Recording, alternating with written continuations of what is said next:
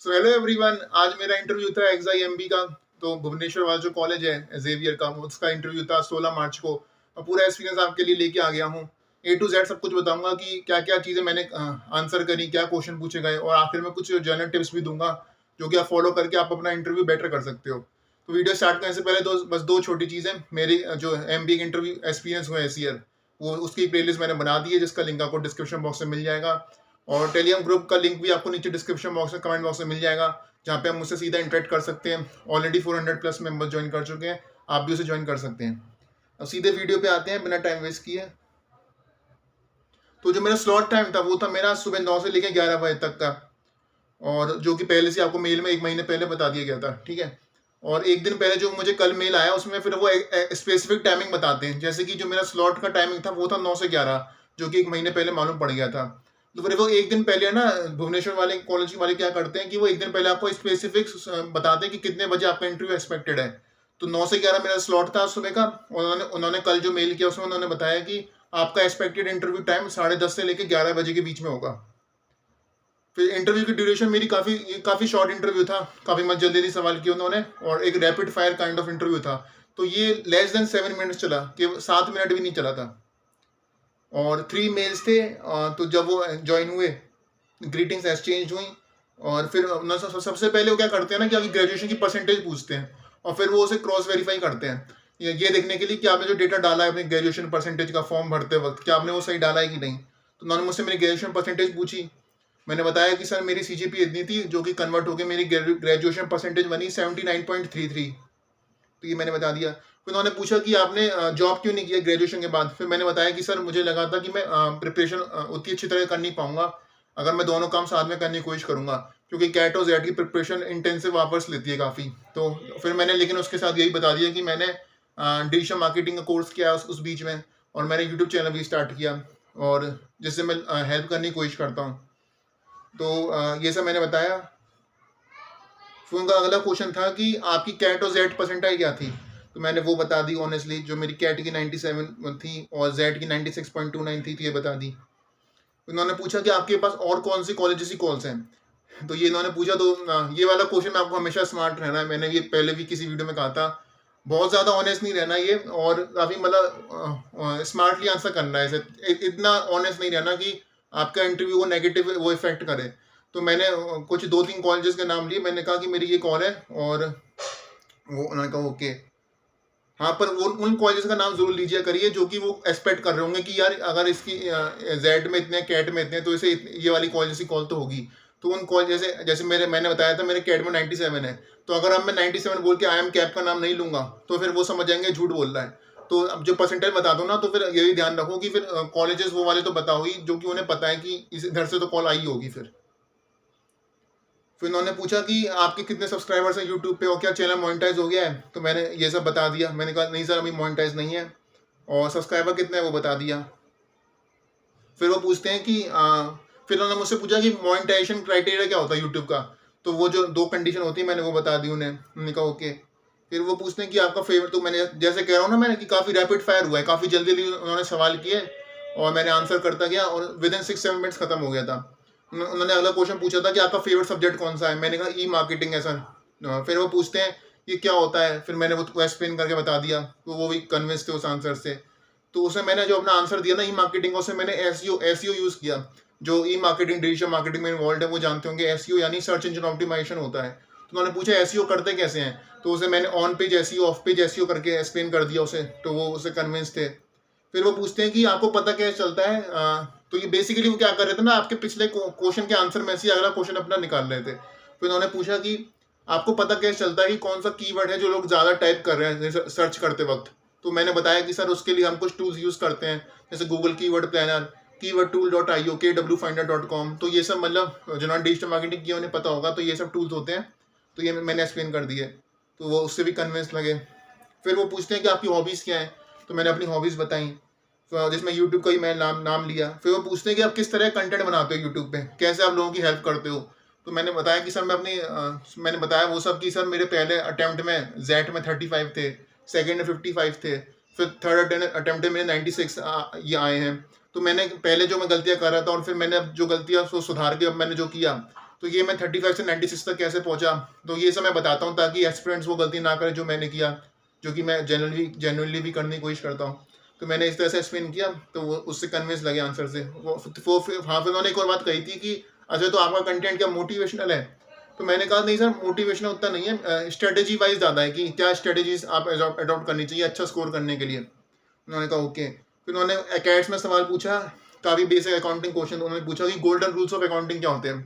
तो जो कॉमर्स के उन्हें पता होगा, गोल्डन रूल्स में आपके डेबिट अकाउंट, ये real account, personal account, nominal account और इनके जो रूल्स होते हैं वो होते आते हैं, वो सब मैंने बता दिए थे। फिर यहाँ से उन्होंने पूछा कि अकाउंटिंग स्टैंडर्ड कौन सा है रेवेन्यू रिकॉग्निशन के लिए, तो वो वाला अकाउंटिंग स्टैंडर्ड बताओ। तो ये मुझे बिल्कुल नहीं पता था। मैंने कह दिया सॉरी सर मुझे नहीं पता, मैं इंटरव्यू के बाद ज़रूर चेक करूँगा। उन्होंने कहा ओके। फिर उन्होंने उसके बाद उन्होंने पूछा कि आपका नेम नमन का मतलब क्या है। तो मैंने बताया कि someone who respect elders, who respect others. तो फिर वो पूछते कि आप करते हो, मैंने कहा हाँ सर मैं करता हूँ। फिर और मैं अभी आंसर में थोड़ा और ऐड ऑन करने वाला था, उससे पहले पहले उन्होंने अगला क्वेश्चन, उन्होंने अगली बात अपनी कहनी शुरू कर दी। तो उन्होंने मुझे ये वाला जो क्वेश्चन था कि नमन नाम का मतलब क्या है, ये कंप्लीट नहीं करने दिया था। फिर उन्होंने आखिर में मुझसे कहा कि नमन हमारी आपके लिए एक ही एडवाइस है, आप सिर्फ अपनी गलतियों से मत सीखो, आप दूसरों की गलतियों से भी सीखो, ये उन्होंने कही थी। तो मैंने कहा यस सर, तो ऐसे स्माइल करके मैंने कह दिया यस सर। और फिर ग्रीटिंग्स एक्सचेंज हुई और ख़त्म हो गया। तो मतलब इतना ही था। और ये शायद बताने में शायद थोड़ा लंबा लगा हो, लेकिन पर 6 मिनिमम मैक्सिमम 7 मिनट्स का चला था ये, क्योंकि मैंने टाइम नोट किया था ये। और अब मेरा एक्सपेक्टेड स्कोर मैं क्या एक्सपेक्ट कर रहा हूँ इंटरव्यू में, अगर पता नहीं वैसे इंटरव्यू का वेटेज क्या है, लेकिन मान लो अगर इंटरव्यू 20 मार्क्स का है, फॉर एग्जांपल 20 मार्क्स का है, तो मैं एक्सपेक्ट कर रहा हूँ कि 14-15 मार्क्स आ जाने चाहिए, क्योंकि मुझे सिर्फ वो अकाउंटिंग स्टैंडर्ड वाला क्वेश्चन नहीं आया था और बाकी सब मुझे लगता है मैंने ठीक आंसर किया है।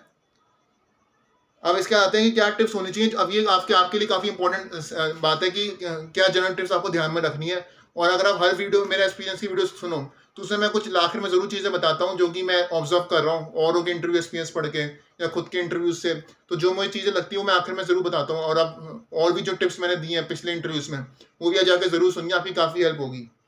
और यहाँ पे इस इंटरव्यू के बाद मैं क्या जनरल टिप्स देना चाहूँगा, ये ज़रूरी नहीं कि इस इंटरव्यू से मुझे सीखने को मिली हो, लेकिन जो जनरली मैं देख रहा हूँ, जो अब इंटरव्यूज एक्सपीरियंस से पढ़ रहा हूँ, तो उसमें से निकाल के मैं ये अगर टिप्स बताऊँ, तो सबसे पहले तो रिसेंट हैपनिंग्स क्या हुई है ना पिछले 2-3 दिन की, ज़रूरी नहीं 1 हफ्ता पहले, 2 हफ्ता पहले वाली, पिछले 2-3 दिन की जो रिसेंट हैपनिंग्स हुई है वो आपको ज़रूर पता होनी चाहिए। और फॉर एग्जाम्पल जैसे अभी हम ऑस्कर जीते, तो ऑस्कर हमने कौन से जीते और उससे रिलेटेड क्वेश्चन क्या बन सकते हैं। फॉर एग्जाम्पल अभी तो हमने 2 ऑस्कर जीते हैं, तो वो तो चलो एक जनरल क्वेश्चन हो गया, बहुतों को पता होगा, लेकिन उसमें से वो क्या क्वेश्चन निकाल सकते हैं कि और कौन से इंडियंस हैं जिन्होंने ऑस्कर जीता है। तो ये वाले भी आपको जो रिलेटेड क्वेश्चन है ना रिसेंट न्यूज से, ये भी आपको प्रिपेयर करने हैं। और वो आपसे एक क्वेश्चन बहुत बार पूछा जाता है कि आपने क्या कोचिंग ली है इंटरव्यू प्रिपरेशन के लिए। तो मेरी इस पे राय ये है कि आपको कभी भी कहना नहीं चाहिए कि मैंने कोई कोचिंग ली है। उसका रीज़न ये है कि जब आप ये कहते हो ना कि मैंने कोचिंग ली है, तो उसका मतलब है कि जो आप आंसर दे रहे हो ना, वो आपके खुद के नहीं है, वो नेचुरल आंसर्स नहीं है, वो आपके फ्रेम्ड आंसर्स हैं, जो कि आपके जो मेंटर है जहाँ पे आप एनरोल्ड हो जिस कोचिंग में, उन्होंने और आपने मिलकर बनाए हैं, वो आपके नेचुरल आंसर्स नहीं है। तो इसलिए मेरी राय ये है कि कभी भी ये मत बताइए कि अगर आपने कोई कोचिंग ली है इंटरव्यू प्रिपरेशन के लिए, तब भी बताइए मत। और हमेशा जो भी हम न्यूज़ पढ़ो ना, तो उस पर अपना ओपिनियन ज़रूर फॉर्म किया करो। फॉर एग्जांपल आपने कोई भी अडानी एडमबर्ग न्यूज़ पढ़ ली, या फिर रिसेंट में जीडीपी इंडिया की जो 3rd क्वार्टर की आई है वो 4.4% आई, तो फिर अब बस ये तो न्यूज़ हो गई कि जीडीपी ग्रोथ 4.4% रही है 3rd क्वार्टर की, लेकिन उस पर अपना ओपिनियन फॉर्म करो कि क्यों रही है, Q2 से कम क्यों हुई और क्यों कम हो रही है। तो अपना ओपिनियन ज़रूर फॉर्म करो हर न्यूज़ पे, क्योंकि देखो जो अच्छे जो बड़े वाले कॉलेजेस होंगे ना, उसके इंटरव्यू में बैठोगे, तो वो ये सिर्फ ये नहीं देखते कि आपको न्यूज़ पता है कि नहीं, वो ये भी देखते हैं कि आपको उस न्यूज़ पे आपका क्या ओपिनियन है, और उससे रिलेटेड इन्फो भी पूछते हैं वो। तो सिर्फ न्यूज़ मत पढ़िए, न्यूज़ पे अपना क्यों हो रही है वो चीज़, क्यों हुई, आगे उससे क्या एक्सपेक्टेशन, आगे क्या हो सकता है उस न्यूज़ से रिलेटेड, ये सब भी अपने ओपिनियन तैयार रखिए। और मेक श्योर कि आप इंटरव्यू ट्रांसक्रिप्ट जरूर पढ़ें। टेलीग्राम पे ऐसे कई चैनल्स हैं जो कि आपको इंटरव्यू जो एक्सपीरियंस रहे लोगों के, वो भी आपको मिल जाएंगे, तो वो जरूर पढ़ के जाया करिए। खासतौर से इंटरव्यू कॉलेज स्पेसिफिक, जैसे मेरा आज XIMB का इंटरव्यू था, तो मैं XIMB स्पेसिफिक जो एक्सपीरियंस ट्रांसक्रिप्ट है, जो इंटरव्यूज अवेलेबल है टेलीग्राम पे, वो मैं जरूर पढ़ के जाता हूँ, ताकि एक मुझे आइडिया रहे कि किस तरह से इंटरव्यू चल रहा है। तो ये काफ़ी मुझे हेल्प करता है, इसलिए मैं आपके साथ शेयर कर रहा हूँ। तो आप भी अगर आपका जिस कॉलेज का इंटरव्यू है, उसके जो प्रीवियस इंटरव्यू एक्सपीरियंस रहे हैं लोगों के, वो ज़रूर पढ़ के जाया करिए। और ना एक और चीज़ करके जाया करिए, जैसे कि आज मेरा एग्ज़ाम का था, तो हमेशा फाउंडेशन ईयर जो था कॉलेज का, वो ज़रूर देख के जाया करिए। एग्ज़ाम जो है वो 1987 में उसने अपने फंक्शनिंग स्टार्ट करी, तो आपको ये कॉलेज का फाउंडेशन ईयर ज़रूर पता होना चाहिए और एक बेसिक नॉलेज होनी चाहिए कॉलेज के बारे में। और वो आपसे एक जो क्वेश्चन काफ़ी कॉमन पूछा जाता है कि व्हाई दिस कॉलेज? तो व्हाई एग्ज़ाम, व्हाई मतलब व्हाई XYZ कॉलेज? तो ये वाला भी जो आपका आपका जो आंसर है ना, ये आपको पता होना चाहिए, क्योंकि ये भी काफ़ी एक हाईली एक्सपेक्टेड क्वेश्चन है। उसी तरह से हाँ, एक और बात, ये जो मेरा इंटरव्यू था, ये मेरा एग्ज़ाम बीएम कोर्स के लिए था। मुझे एचआर कोर्स के लिए मैंने अप्लाई नहीं किया था, मैंने सिर्फ बीएम के लिए, बिज़नेस मैनेजमेंट कोर्स के लिए अप्लाई किया था।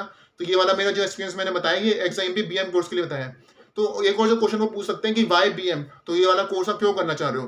तो why this college? Why this course? ये वाले भी जो क्वेश्चन होते हैं ना, ये भी मतलब काफ़ी इंपॉर्टेंट होते हैं और ये आपको आपको पता होना चाहिए, और हर इंटरव्यू के से पहले आपको ये प्रिपेयर करने हैं।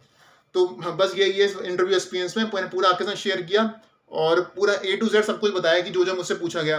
बाकी आप बताएं कि आपके इंटरव्यूज कैसे जा रहे हैं, और आपको क्या लग रहा है, अगर आपके इंटरव्यूज अगर अच्छे नहीं जा रहे हैं, तो आप क्या उसे इम्प्रूव करने के लिए आप क्या कर रहे हैं, वो सब मुझे कमेंट में लिख सकते हैं। बाकी आपकी कोई क्वेश्चन हो, कोई आपका डाउट हो, तो आप मुझसे कमेंट में पूछ सकते हैं। टेलीग्राम ग्रुप का लिंक भी आपको नीचे डिस्क्रिप्शन बॉक्स में, कमेंट बॉक्स में मिल जाएगा, वहाँ से ज्वाइन कर सकते हैं। बाकी भी जो मेरे इंटरव्यू एक्सपीरियंस रहे हैं इस year, SIBM Pune, SCM HRD, NMIMS, IMT, और भी जो भी रहे हैं, लास्ट ईयर के भी जो रहे हैं, वो आपको इंटरव्यू एक्सपीरियंस प्लेलिस्ट में मिल जाएंगे, जिसका लिंक डिस्क्रिप्शन बॉक्स में मिल जाएगा। तो बस यही है इस वीडियो में। वीडियो पसंद आई तो लाइक कर दीजिएगा, प्लीज़ चैनल को सब्सक्राइब कर दीजिएगा, और मिलते हैं बहुत जल्द अगली वीडियो में। Thank you and all the best.